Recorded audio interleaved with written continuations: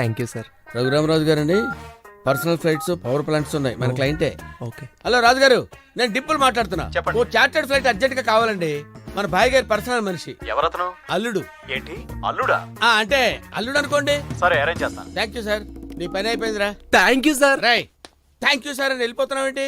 Flight payment 3 lakhs నాకే కట్టాలి. ఓ గంటలో పంపిస్తాను. అవతల అమ్మాయి వెయిటింగ్ సార్. ఆ అమ్మాయిని మాత్రం వదలకు రోయ్. వదలను సార్. వీడిని బాగా పిండాలి. పిండుతా. ఎవడరా అక్కడ? ఎవడరా?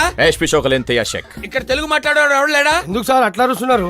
అరవపోతే పాట పాడుతూ చెప్తారా? No hot water inside. వెనస్డేగా సార్ వేడి నీళ్ళు ఉండవు. వెన్స్డే వేడి నీళ్ళు ఉండవా? అదేంటి? అవును సార్, సోమవారం అయితే స్నానం కూడా చేయొద్దు, మంగళవారం అయితే మటన్ కూడా తినవద్దు, గురువారం మాత్రం గుడ్లు తినాలి. ఇక్కడ రోజుకో రూల్ ఉంటుంది సార్. ఎవడరా దిక్కుమాల రూల్స్ పెట్టినాడు?